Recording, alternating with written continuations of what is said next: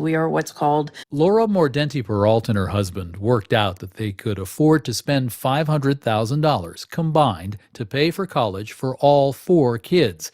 And that's the cost of all of them going to a state school in Maryland, plus some inflation to account for higher costs when it's the younger one's turn. Laura's eldest is an ace, Ivy League material, perfect SAT math, near flawless GPA. Lots of leadership and volunteer work and all those things that those schools are looking for. The family set out to identify the campuses with the highest chances of getting a big, juicy merit scholarship, maybe even free tuition or a full ride.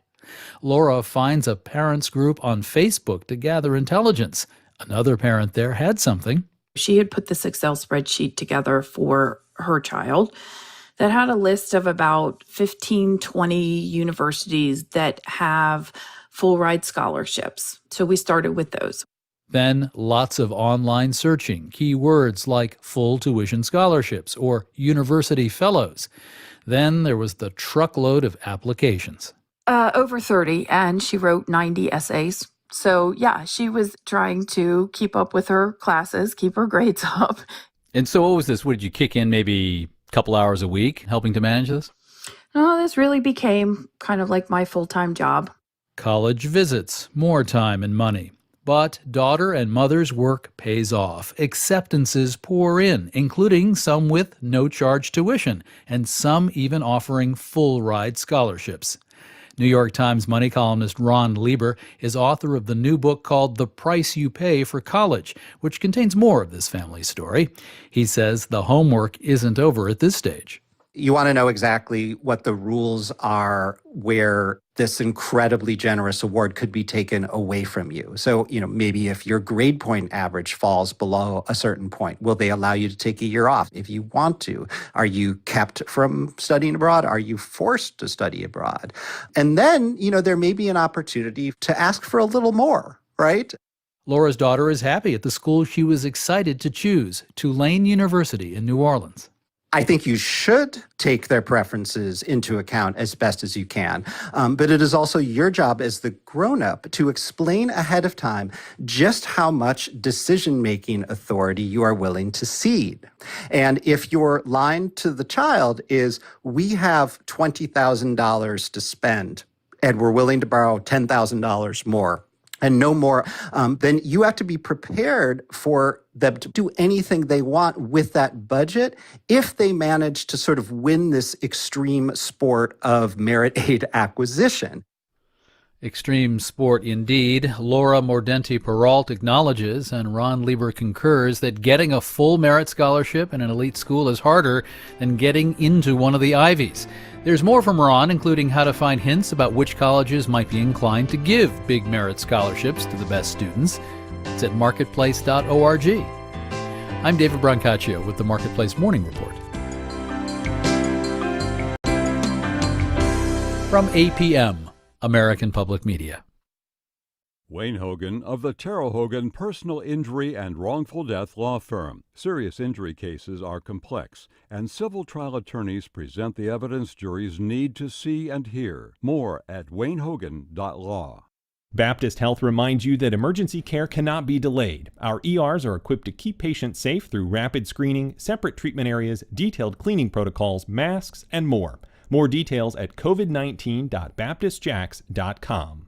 North Florida TPO, proud sponsor of WJCT's First Coast Connect, bringing to the community innovation in transportation planning, commuter services, clean fuels, and intelligent transportation systems. More at northfloridatpo.com. This is WJCT News 89.9 Jacksonville. Ahead in the next 5 minutes, live local news for the First Coast from the WJCT News team.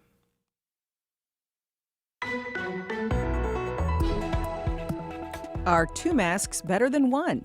I'm Melissa Ross, and just ahead this hour on First Coast Connect, the nation's top infectious disease expert, Anthony Fauci, says double masking can protect you better from coronavirus.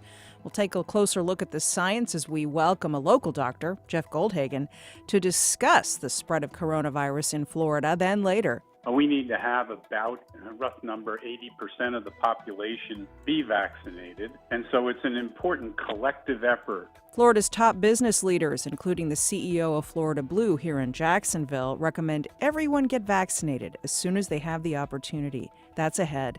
Plus, a conversation with the new head of the Cummer Museum. All of that and more is just ahead.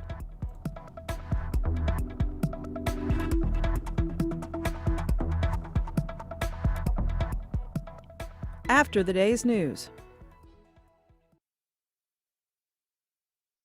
Live from NPR News, I'm Corva Coleman. Today, the Biden administration is expected to suspend all new oil drilling and leasing on federal land.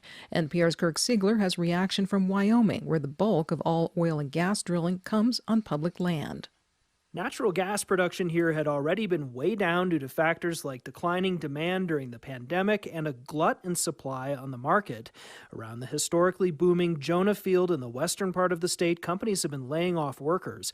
Roxanne Kroger manages a local truck stop and cafe. It's very uncertain. Nobody knows what's going to happen. Now that President Biden's in there, nobody knows. Kroger says the local economy was already bracing for a 60-day moratorium on new leasing, but longer would really hurt, she says. Kirk Siegler, NPR News, Pinedale, Wyoming. Several Senate committees will hold confirmation hearings today for President Biden's cabinet nominees. They include former Michigan Governor Jennifer Granholm to be Energy Secretary, former South Bend, Indiana Mayor Pete Buttigieg to be Transportation Secretary, former Obama Chief of Staff Dennis McDonough to be Veterans Affairs Secretary, and former diplomat Linda Thomas Greenfield to be the U.S. Ambassador to the UN. Biden is seeking to buy another 200 million doses of COVID-19 vaccines. Biden says he wants to vaccinate all adult Americans against the disease by the end of this summer. The Senate has rejected a Republican effort to halt the impeachment trial of former President Donald Trump. NPR's Windsor Johnston has more.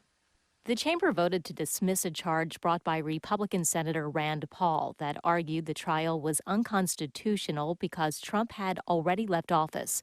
But only 5 Republicans broke ranks to support moving ahead with trial, including Senators Mitt Romney, Susan Collins, and Lisa Murkowski. In order for Trump to be convicted, at least 17 Republicans would have to break ranks. If that were to happen, a separate vote would then be held to bar Trump from holding public office again. NPR's Windsor Johnston reporting. The Federal Reserve is expected to leave U.S. interest rates alone when the Fed wraps up its latest policy meeting today. NPR's Scott Horsley says rates are expected to remain near zero. Fed Chairman Jerome Powell has made it clear he and his colleagues will continue to do what they can to support the U.S. economy as it continues to recover from the coronavirus recession.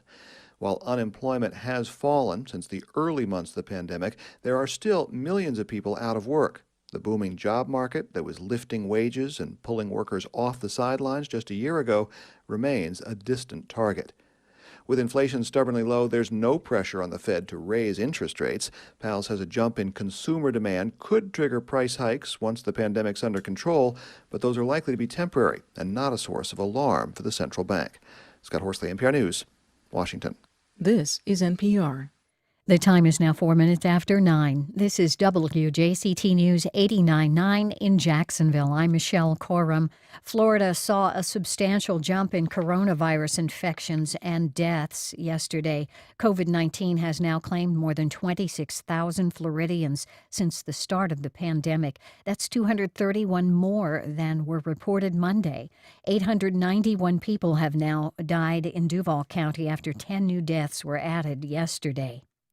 Trying to return former President Donald Trump and other banned conservatives to social media platforms, 2 Florida lawmakers filed proposals yesterday that would prohibit state agencies and local governments from contracting with some tech industry giants. The bills target Facebook, Twitter, Amazon, Apple, and Alphabet. Supporters like State Representative Randy Fine say conservative voices are being suppressed. Our goal is for these companies to realize they've made a mistake and reverse course, so we never actually have to do this. But should they continue to shut down the thoughts of half of our state, then we have to stand up for those folks and say, look, you want to boycott Florida, we're going to boycott you. Twitter banned the president's @RealDonaldTrump account 2 days after Trump supporters stormed the U.S. Capitol. Twitter had been one of Trump's primary means of communicating with the public during his time in office. It's in the upper 60s now, very overcast here downtown in Jacksonville. And we have a 50% chance of rain starting this afternoon. Upper 70s for the temperature today. This is WJCT News. PR comes from NPR stations. Other contributors include the Vital Projects Fund, supporting the Museum of Modern Art. MoMA's film programs are now streaming on Virtual Cinema, a world of global cinema handpicked by curators. Learn more at MoMA.org.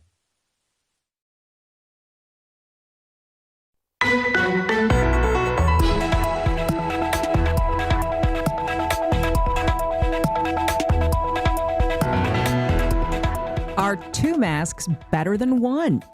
Good morning. We're live from Studio 5. I'm Melissa Ross, and this is First Coast Connect. Thanks for listening.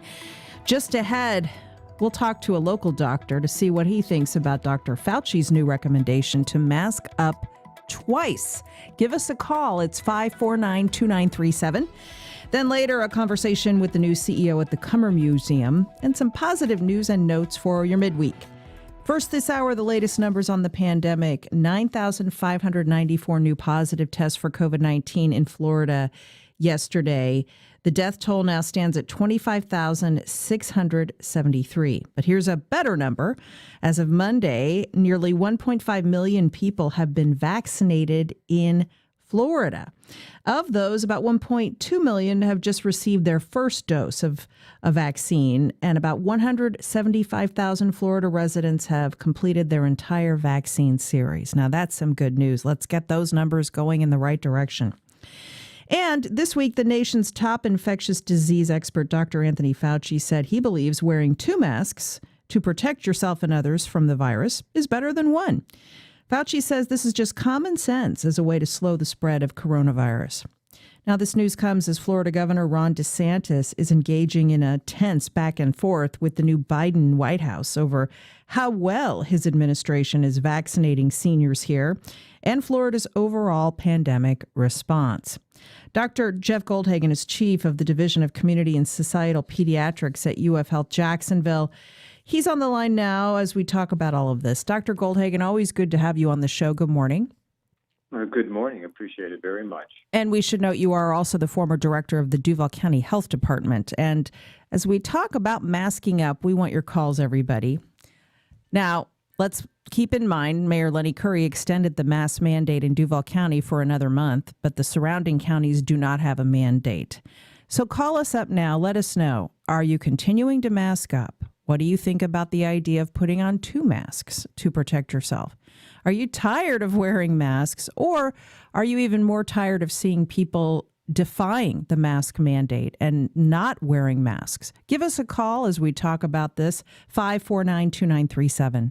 Emails to firstcoastconnect@wjct.org, tweets to @MelissaInJax, and our Facebook page is open. Okay, so Dr. Goldhagen, people were seen wearing two masks at President Joe Biden's inauguration.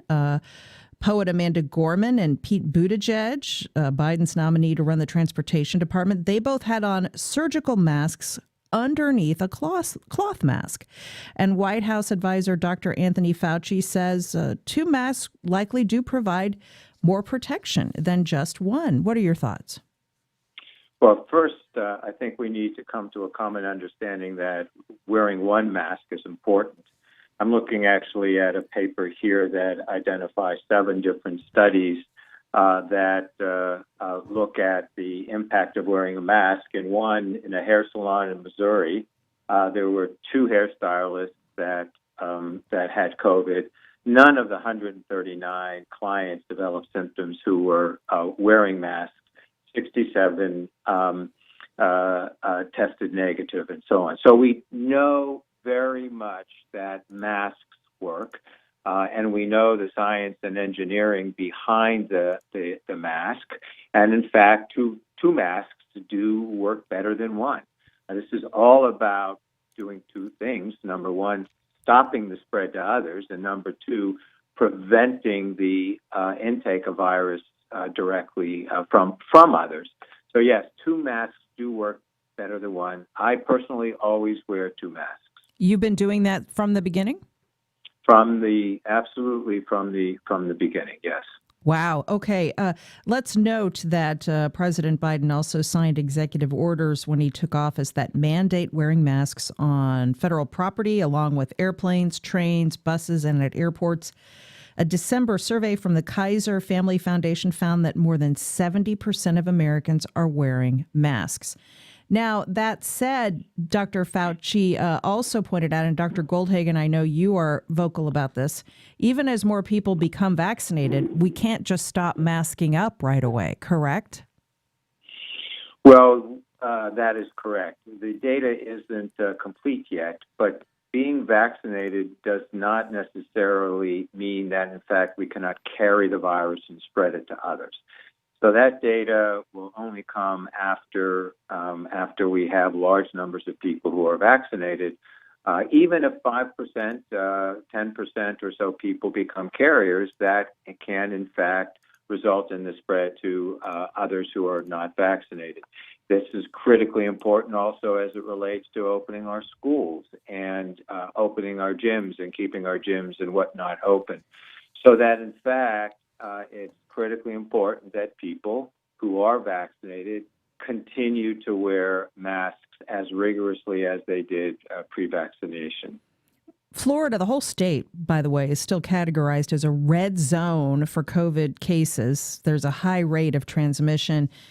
Dr. Goldhagen, what's your reaction to what we learned yesterday from the White House Coronavirus Task Force report?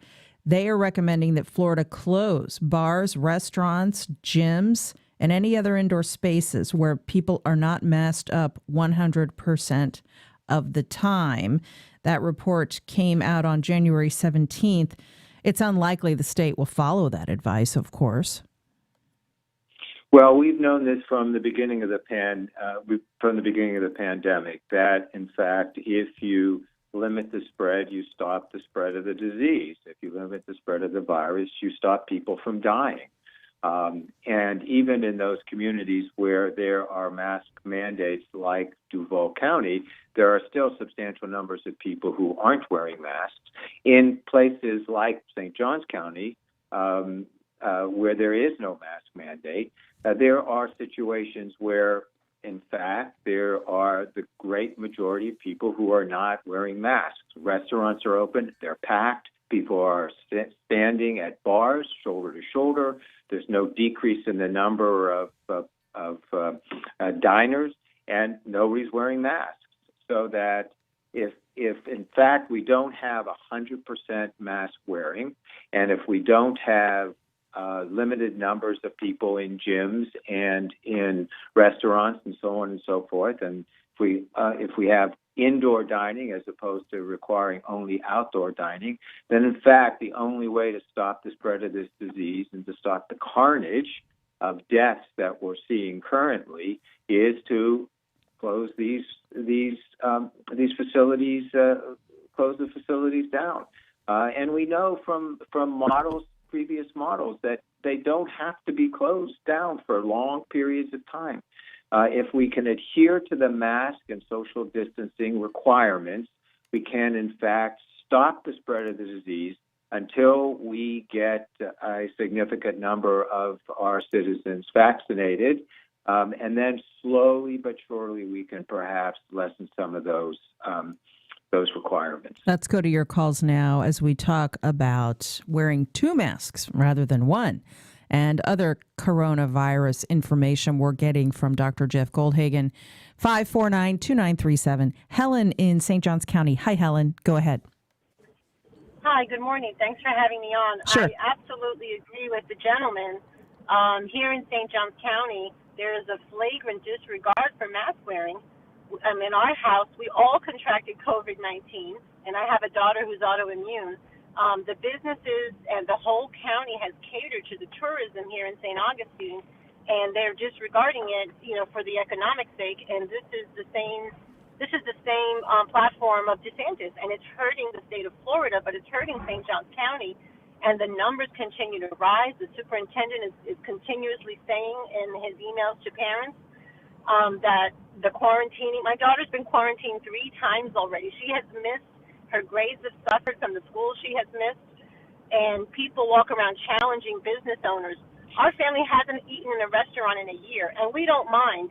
We do takeout because we know that they're not wearing masks in the restaurant, and it's a health hazard, and people are walking around with COVID and spreading it to others because they refuse to wear masks, they refuse to get tested. We have had scores of tests in our family, and then antibody testing to make sure that we are minimizing and reducing the risk of spreading it to others, as well as possibly reinfecting ourselves. Yeah. The masks are wonderful, and I have made hundreds for friends, for teachers, for all of our family members. The masks are great because you can really work with the fabric that's as dense a weave as possible to protect the nose and the mouth area. And so I don't want to wear two masks, but I think one that's well made, which is what I do at home, really helps. Sure, But there is sure. a flagrant disregard here in this county. Helen, I cannot tell you how many people in St. Johns County have said the same thing to us here at the station, and I'm so sorry that you're going through that. Thank you, Helen. Dr. Goldhagen, different counties are approaching this in very different ways because there isn't a statewide policy. If you're in Duval County, you have the benefit of a mask mandate. Once you leave the Duval County line, though, it's a completely different situation, and it's simply not as safe. What about that? Well, what we're seeing is a complete disregard for public health, the lack of leadership related to public health. And what I think is critically important is this movement or this push to open schools. We know that, in fact, schools can be open, probably safely, if, in fact, there are precautions taken, mask wearing, social distancing, and so on and so forth. But schools don't exist in a vacuum. They exist within communities. If, in fact, the community outside the school is not taking this seriously and is not using masks and so on, then the schools are at significant risk for reopening. So schools exist within the context of communities. If the communities aren't working to prevent the spread, then schools cannot safely open. The other perspective, which I think is so interesting, is that those people who are out there maskless and not social distancing are at risk of passing the virus on to their children. We focus on the past of children spreading the disease to adults. But in fact, the adults are spreading the disease to their children. And what we know is that children do get the disease. They do get sick. They do get very sick. They can be hospitalized. They can die. And so the folks that are out there, the adults that are out there flagrantly violating the use of masks, are putting their own children at risk, and also obviously adults and in particular older adults and so on and so forth. Yeah. So this is a risk issue for children as well. We have calls about that. Catherine calling from the Rail Yard District. Hi, Catherine. Go ahead. Good morning. I'm a teacher who's on leave from Duval County because of my risk factors, and we work with special needs students. Isn't the probability of contracting the virus got to do with the buildup in the air? Wouldn't we be encouraged to wear N95 masks to be more effectively protected? Thanks for that. A few others waiting on hold to talk about N95 masks. Dr. Goldhagen, your thoughts? Well, certainly N95 masks are the most successful at preventing the spread of the disease. The difficulty is that, in fact, they do so and they decrease the ability to breathe. And so it's really not necessarily feasible for teachers, as an example, to be wearing an N95 mask constantly. There are better masks than others, and people can go online and look at the evaluation of different types of masks. There's something called a KN95 mask, which is the N95 mask that's used in China. That's a little better than are they more surgical masks. Are they more easily available? Sure, you can. Well, there's two issues. Yes, you can get them in stores in Jacksonville and so on. And yes, you can get them online, but you have to be careful that in fact they are in fact real KN95 masks and not bootleg type of mask. Okay. But two masks work. If you're using cloth masks, they need, as the previous caller mentioned, they need to have 2 layers. Some of them have 2 layers, and you could put a coffee filter in between. So a mask is not a mask is not a mask. The people that you see wearing bandanas over their faces, those are generally not overly efficacious. And those folks that are using masks that have respirator type devices on them, they are not overly efficacious as well. So I would encourage people to go online and actually take a look at which masks are the most efficacious. Lots of emails and tweets and calls for Dr. Jeff Goldhagen. And many folks want to just ask this question. Is it better to just wear an N95 mask, Dr. Goldhagen, than to double mask? I don't know that data is well established. The important thing first is to wear the mask. The second is to make sure the mask is worn correctly over the nose. I find that, in fact, when I double mask with a cloth mask and a surgical mask, I can breathe better than with a KN95 mask. The feasibility of using N95 masks generally, it's just not feasible. And in fact, if the N95 mask is going to be successful, you actually have to have a formal fitting of that mask to ensure that, in fact, you get almost no air exchange at all. 5492937. Ruby in St. Augustine. Go ahead, Ruby. Hi, yes. I agree with the doctor about wearing 2 masks. I am American Red Cross emergency operations trained for disaster relief, and we were always trained to wear a mask in disasters, but this is a disaster you can't really see. And it's very hard for people to understand that protects you wearing a mask, double mask, and it also protects others. Now, I will be getting my 2nd dose of Moderna on Saturday. I will still wear 2 masks to protect others, even though I will be protected. And St. Johns County, wake up, county commissioners. Come on. I agree. They're reckless endangering people for tourism dollars.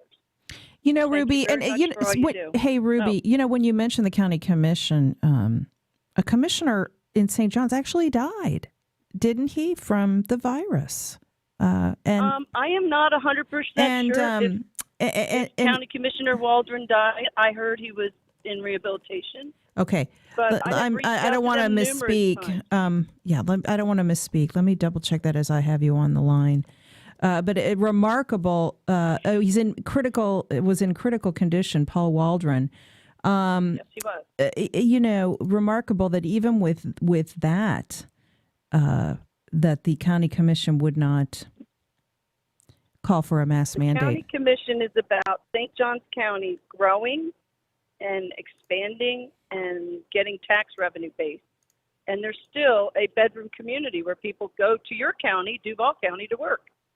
I'm very active with the county commissioners about how they've started vaccinating the elderly. I mean, that was a joke. I mean, it was a horrible rollout. And granted, it's not going any better yet. I don't mean to put them down. They're trying their best under the circumstances. But it is very difficult to understand opening the amphitheater to 2,500 people. All the bars and restaurants are open. There are people down there recklessly drinking and having a good time. And Daytona Bike Week is happening. They come to St. Augustine. They come to Palm Coast. So it's very concerning, and I hope everyone wears a mask just to be safe. Thank you, Ruby. Yes. And Commissioner Paul Waldron, as I'm double checking this, he was hospitalized over the summer and did fight off COVID-19. Thank you for the call. Lots of calls from St. Johns County. In fact, Jerry calling from St. Johns County. Go ahead, Jerry. Yes. Hi. Thank you. Yes, I do wear a mask, every time I go out. When I go to the doctor's, I have always worn two masks, a surgical mask and a cloth mask. When I go to pick up my groceries, I wear the cloth mask and some kind of a filter. I feel that people would be out there spending more money if everybody had a mask on and we all felt safe to go and buy something from a store or go into the grocery store. Doing curbside pickup at the grocery store, the prices are more expensive. So that's another factor. I know that Publix does wear masks, but because the county does not have a mask mandate, people go into the stores without masks on. Yeah, Jerry, and I hate to cut you off. It's just we're coming up to a break. I know people will cross the county line to go grocery shopping for that very reason. Yeah, I feel like our county commissioners really should have done a better job. And when this is over, actually, I'm probably going to move to Jacksonville. Wow. Okay. Well, thank you, Jerry. Jane tweets the show, Paul Waldron's recovery from near death was attributed to prayers from the community. He is now in a wheelchair, she says. Bobby tweets the show, if everyone wore a mask, we wouldn't need to be talking about two masks. I'm irritated with non-maskers and non-believers. The N95 mask is too expensive. I bought my own since I am in healthcare. Peter tweets the show, ask Dr. Goldhagen to tell us how we know we have an authentic KN95 mask. What about that, Jeff? Well, I would make sure you buy the mask from American manufacturers, and that is from reputable stores if you can find them actually in stores. But again, you're not going to find the N95 masks generally available, and those do need to be reserved for healthcare workers that are in fact working directly with people who have COVID or at great risk for COVID. Okay. I would take a bit of concern about a statement that was made that we know that, and I understand the context that it was said, that we know that the county commissioners will do everything that they possibly can. This is the most serious public health emergency that we've experienced, certainly in my lifetime, and that's pushing 70 years. Yet, we do not have a public health response. We do not have a plan. There is the governor's maybe a great lawyer, and even our mayor, I'm sure, is a great accountant. But in fact, they're not public health experts. And we don't have in our state and in our counties surrounding us, we don't have the public health expertise that is running the response. Opening a few sites where you can get vaccine is not a public health response. That is opening up a few sites. We have in our area, we have over 1 million people that need to be vaccinated.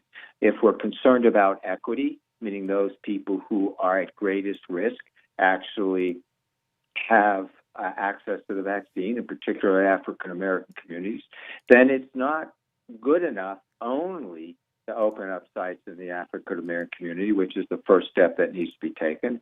But we need to actively message and social messaging in order to make sure that people understand the importance of getting the vaccine.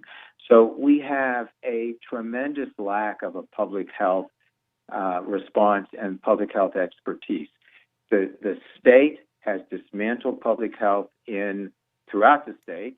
Jacksonville, Duval County has our health department has been dismantled, and so there isn't the expertise available. However, we have medical societies and public health experts that are pleading with the mayor to allow them to be able to participate in building an appropriate response to COVID. And the result of not having that expertise is that we see thousands of people sick, hundreds of people dying, and a situation where, in fact, we don't need to see the death and carnage that is happening around us. I want to thank you, as always, for not mincing words on this program, and you are known for not doing that anywhere. So listen, everyone, listen to Dr. Goldhagen. Mask up and double mask if you can. If you are interested, order a KN95 mask from an American manufacturer. We still have folks waiting on hold to talk about the N95 mask, and I'm so sorry we can't get all of you on. But Dr. Jeff Goldhagen, it's always great to get your thoughts on this pandemic. Thank you so much for being with us. Melissa, thank you, and thank your participants.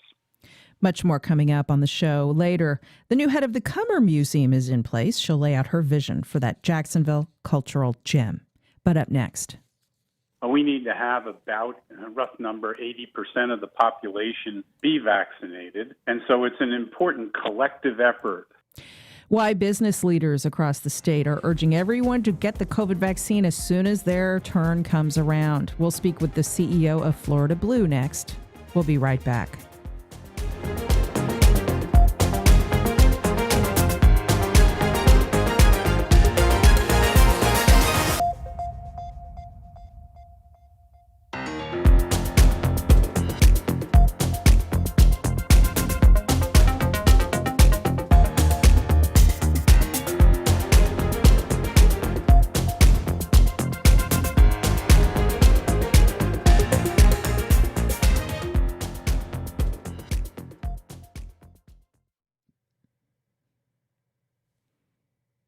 Business leaders across Florida recently published an op-ed encouraging everyone to get vaccinated for COVID as soon as their turn comes.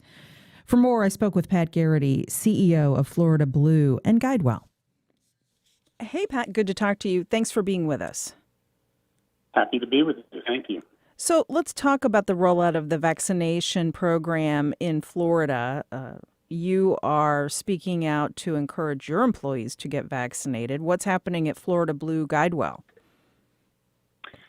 Yes, we are encouraging all of our employees to be vaccinated.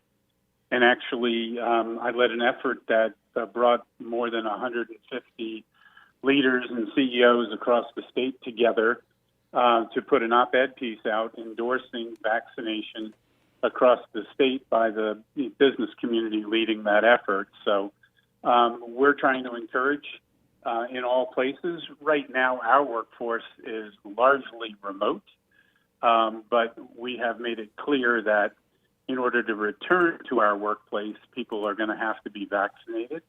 And if they're not vaccinated, they will be working remotely. But we don't want to put any of our employees at risk when we repopulate our campus.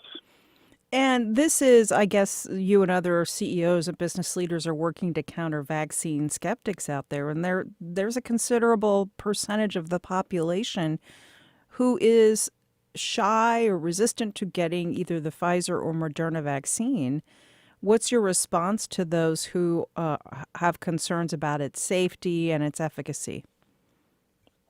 Yeah, it's unfortunate that there are people that are against vaccinations in general, and certainly unfortunate very much here, because this is a place where in order to have what's called herd immunity, meaning enough people that have built a resistance up through vaccination, we need to have about, a rough number, 80% of the population be vaccinated. And so it's an important collective effort that we can all do for each other. I would tell people that these vaccines have been well tested.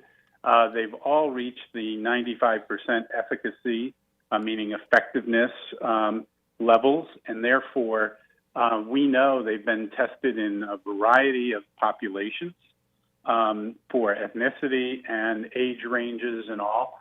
And so we feel very confident about these vaccines and about their capabilities, and hope that we'll see people as they see their friends and neighbors getting vaccinated and doing well, that there will be a push for more people to get vaccinated. And Florida Blue is working, I understand, to also make sure vaccines get to underserved communities around the state. Tell us more about those efforts. Absolutely. So there's a variety of things that are going on. We appreciated the fact that the governor identified 7 places of worship around the state. In the Jacksonville area, St. Matthew's Baptist Church on Moncrief Road was designated as a site that can do vaccinations.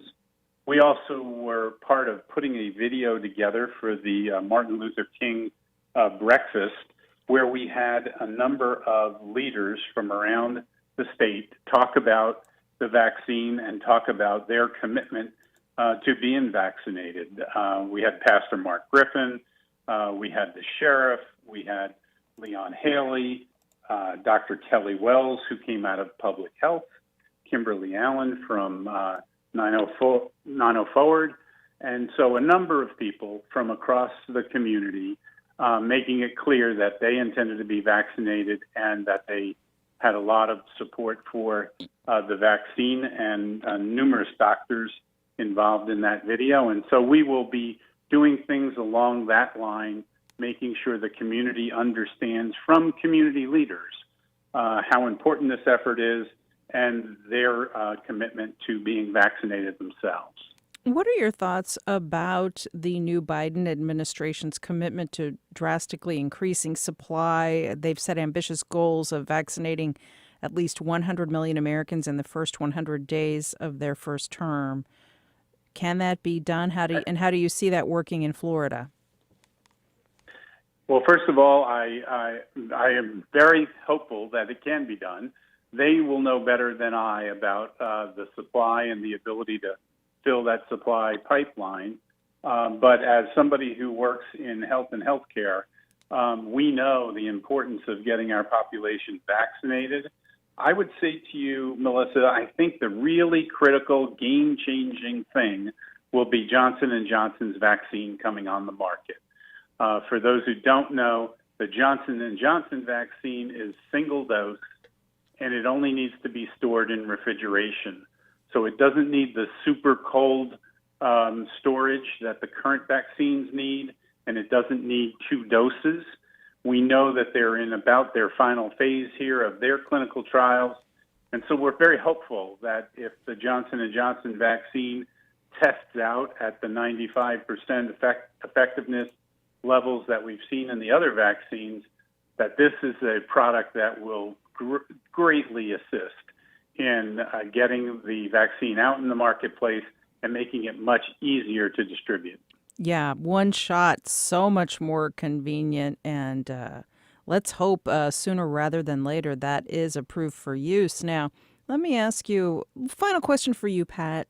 Once we're through this pandemic, how do you see the after effects of this ordeal affecting the healthcare industry overall, and will the fallout from all of this further increase momentum toward universal health insurance coverage for all Americans, or not?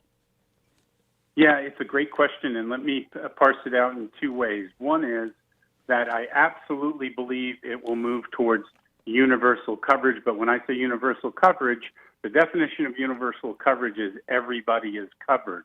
The definition isn't that it's done by one entity, and that's the government. And there's lots of great examples for why. And I can just tell you that the British results right now are they have the highest death rate per 100,000 in the world with a national health system. So that seems to be a contradiction in terms, right? But they have not had good results in the British health system. I believe our private system is exactly the way to go, and we are able and capable of innovating better than most people because of that spirit of competition and innovation that's in our system. So right now, we bring folks the ability to see their doctor and have all kinds of visits virtually. And mental health has become a much more virtual activity as well. Those kinds of innovations happen very quickly here, while they are more challenging other places. And so I think our system is adopting to the fact that more and more care will happen in your home with great technology supporting it, and it will be more convenient to the customer. And I think the upside of the COVID pandemic is that it pushes people into a crisis mode, which actually helped escalate more innovation and more thinking about how do we treat people more effectively in their homes as opposed to in institutions.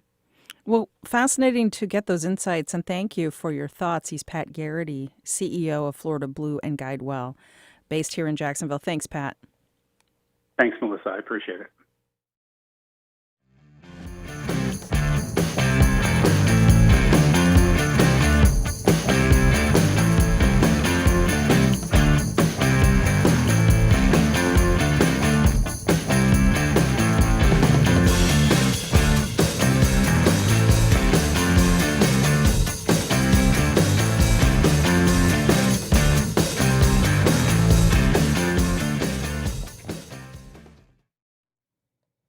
Well, the Cummer Museum of Art and Gardens has a new leader, and this full title is a mouthful.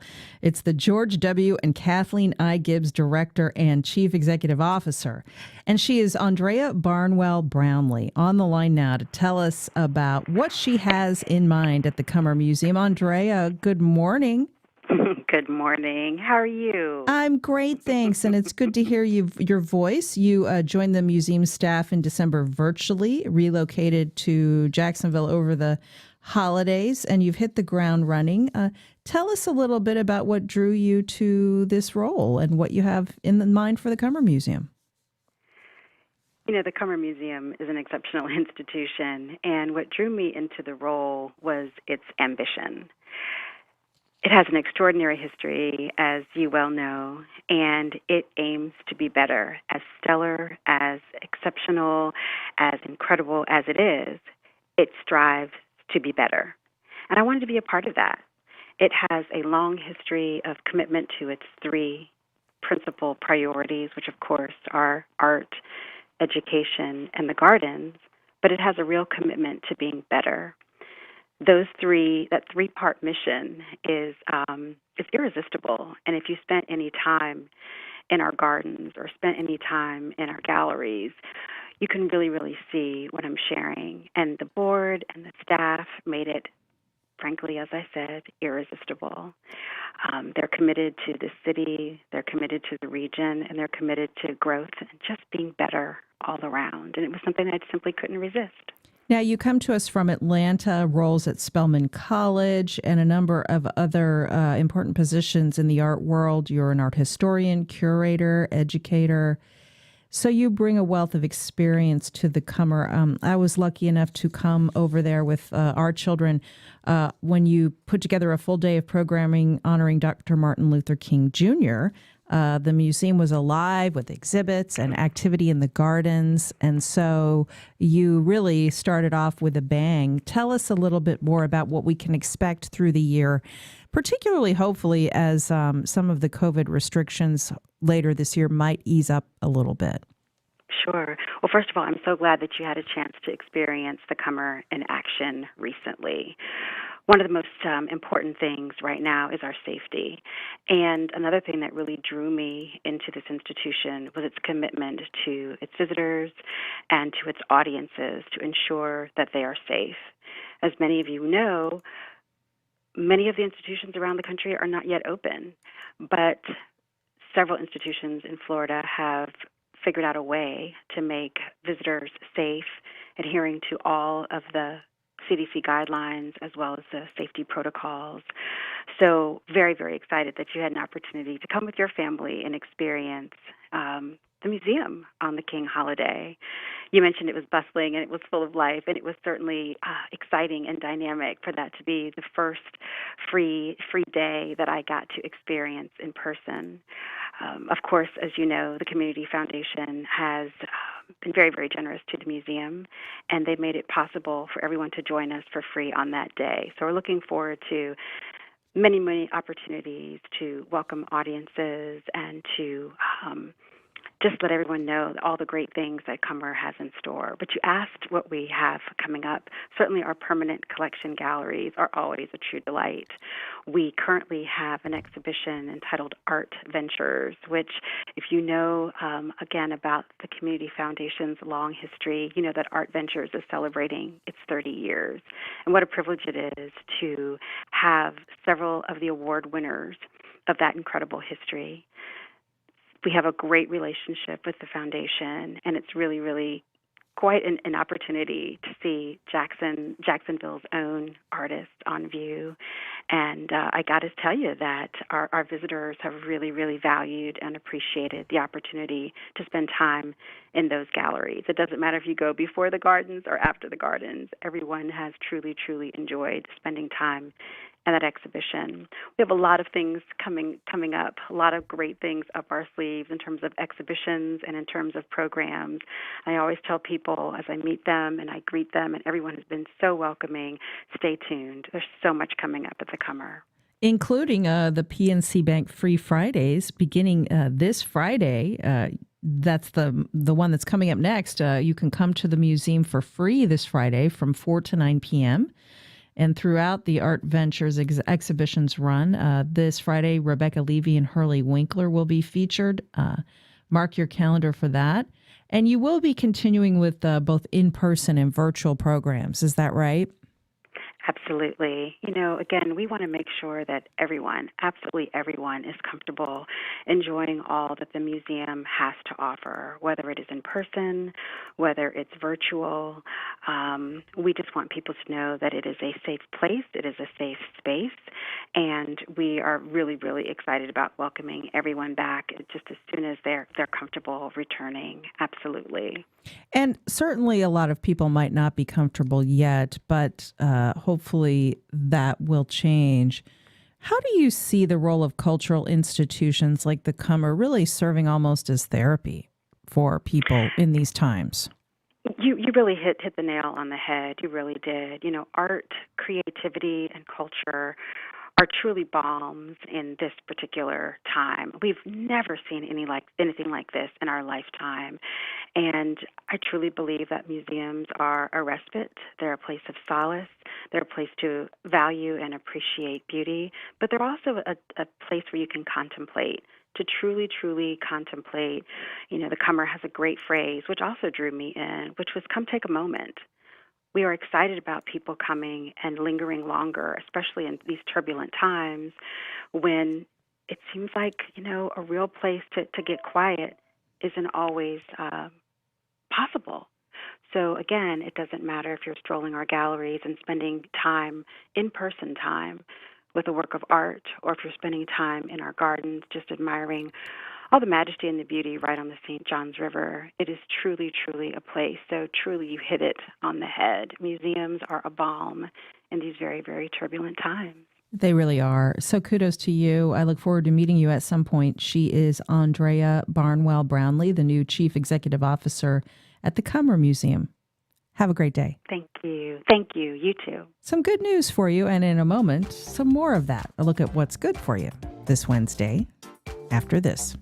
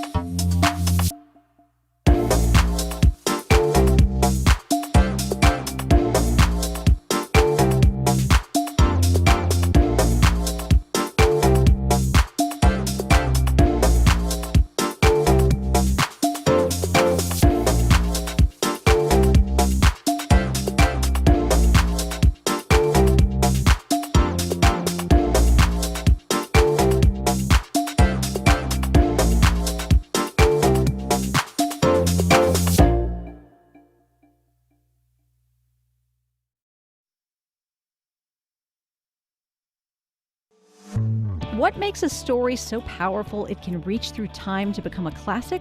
Novelist George Saunders is the recipient of the Man Booker Prize and many other literary honors, and he joins us to talk about how reading history's great writers taught him the importance of developing his own voice. That's next time on Think. Tonight at 10 on WJCT News 89.9.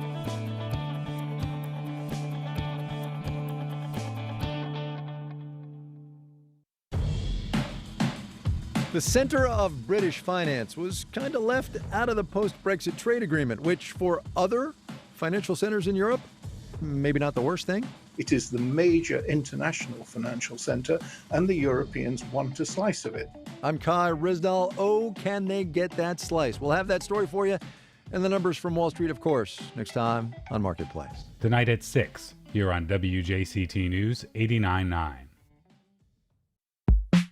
I'm Peter O'Dowd. California Democratic Congressman Ro Khanna joins us to talk about the party's legislative priorities, what working in a divided Congress might look like, and Donald Trump's upcoming impeachment trial. Also, are some people gaming the system to jump in line for a coronavirus vaccine? That's next time on Here and Now. Today at 2 on WJCT News 89.9. There's often a fine line between straight-up comedy and what we think is pure politics. And in the middle of that Venn diagram, you'll find W. Kamau Bell and Hari Kondabolu. We last spoke to them before the election, and all of us have been through a lot since then. I'm Jen White. We'll find out how both are doing next time on 1A. Today, starting at 10 on WJCT News 89.9.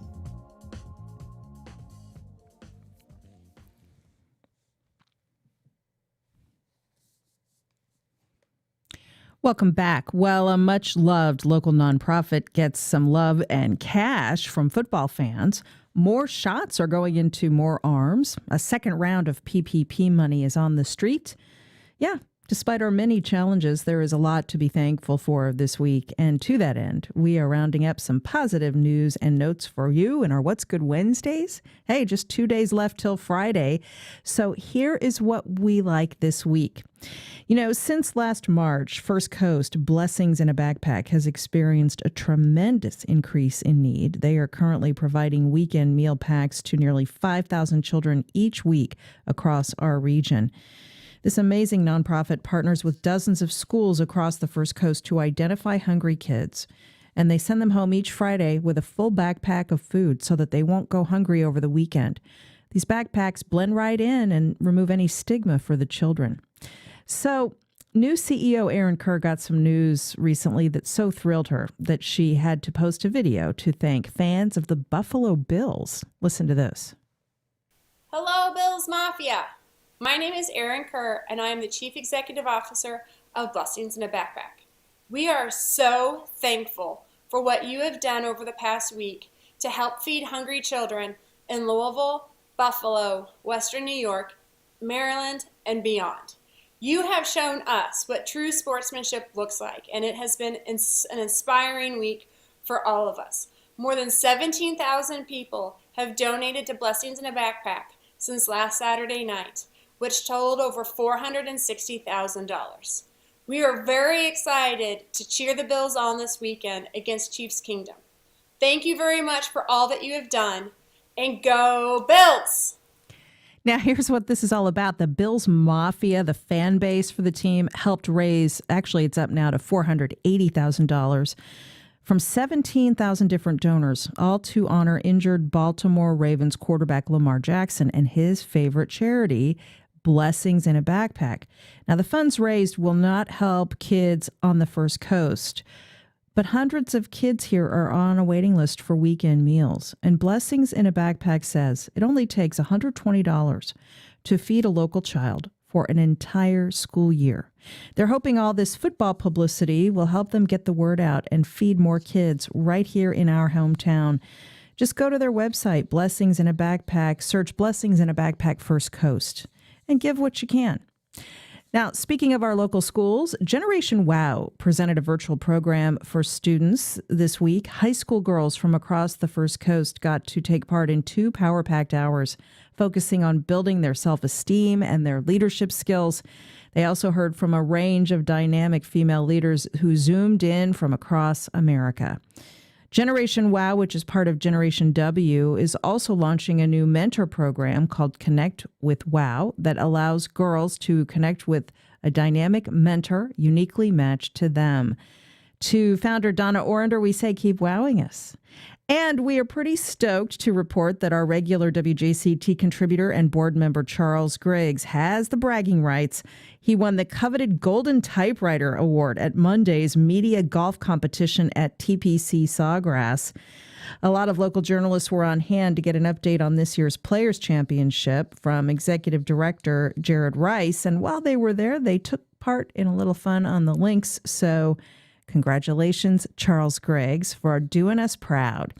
And when it comes to winning, we want to thank Folio Weekly and all of Folio's readers for choosing us here at First Coast Connect as one of the Best of Jax 2020 winners.